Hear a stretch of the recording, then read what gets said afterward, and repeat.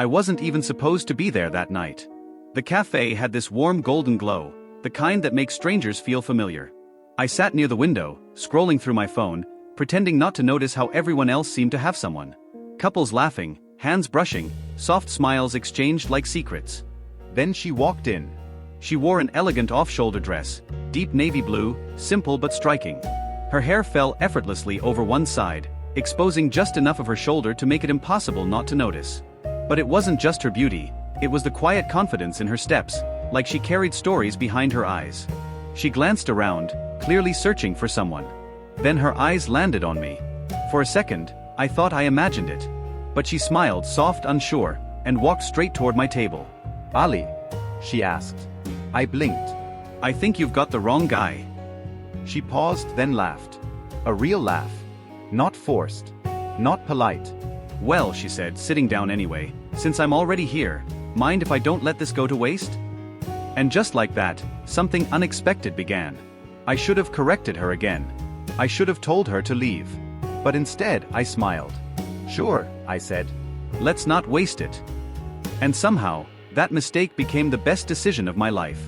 Her name was Sarah.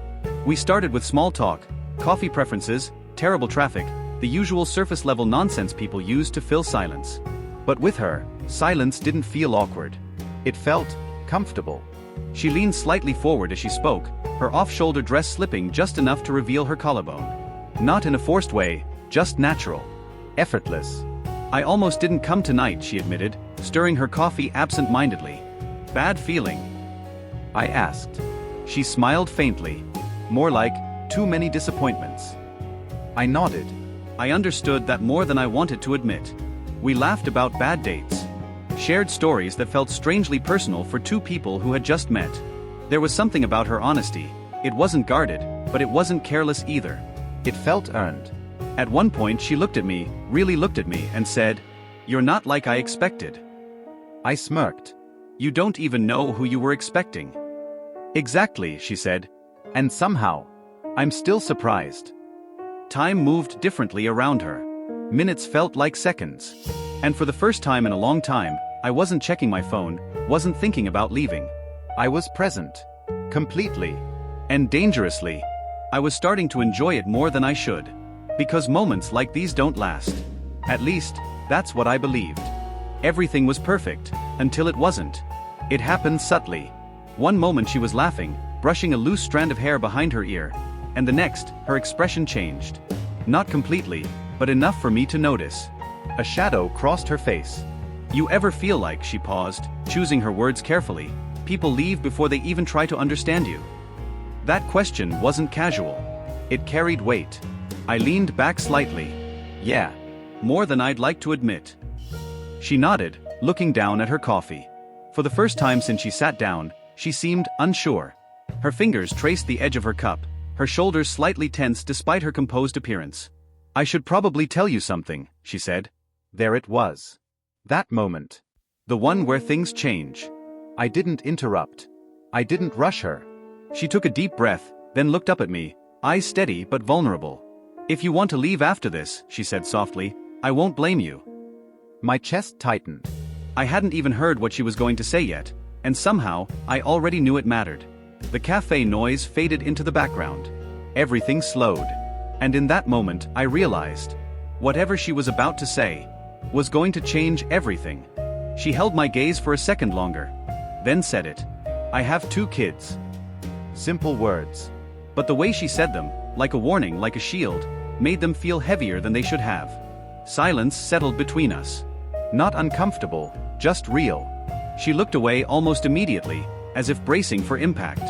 "I know it's not what most people want," she continued. "Especially on a first date." Her voice didn't break.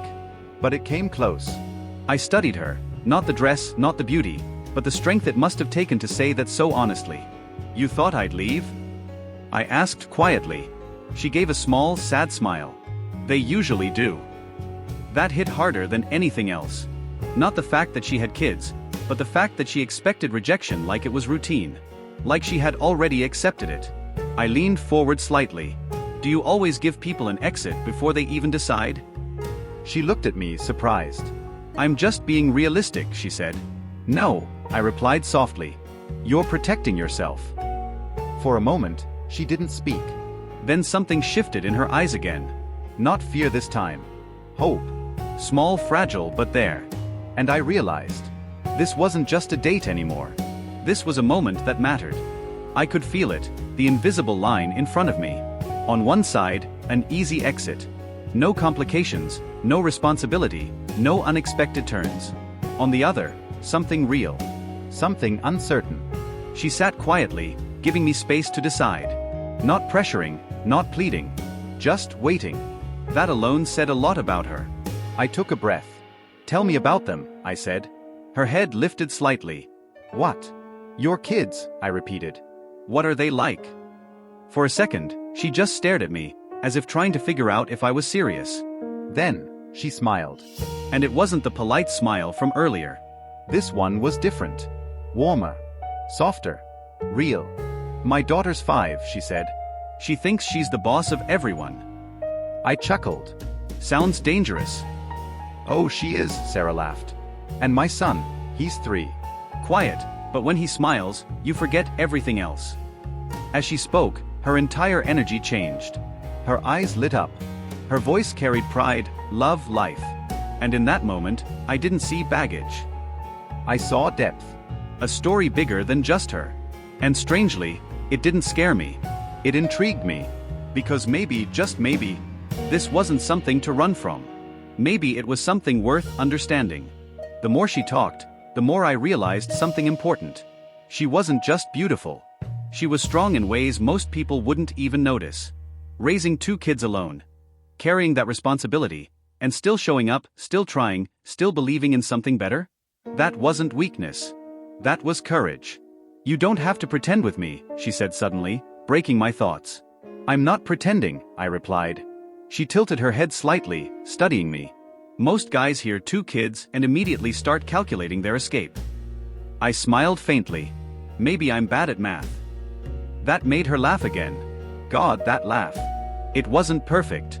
It wasn't polished. It was real. And I found myself wanting to hear it more.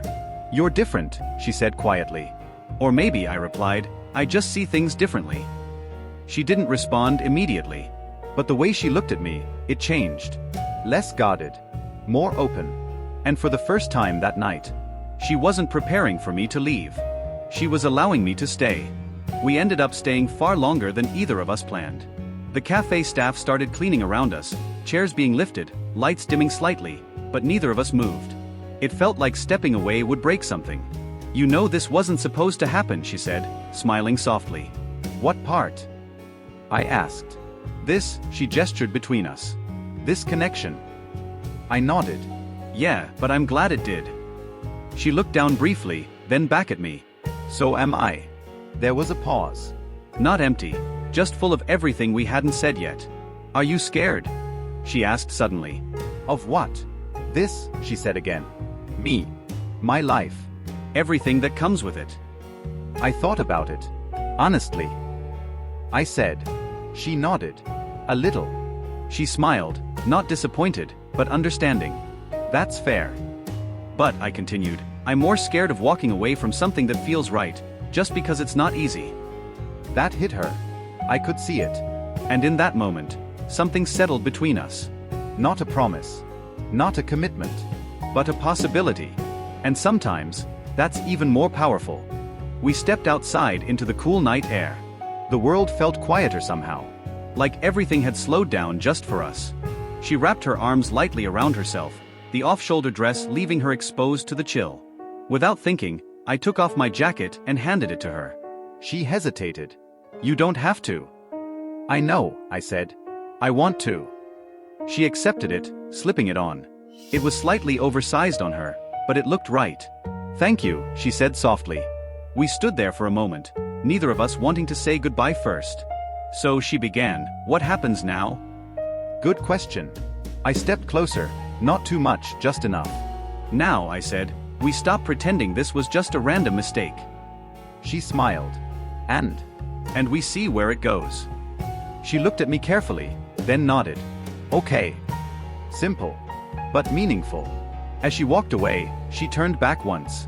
Just once. And in that moment, I knew. This wasn't the end of a date. It was the beginning of something much bigger. I didn't sleep much that night.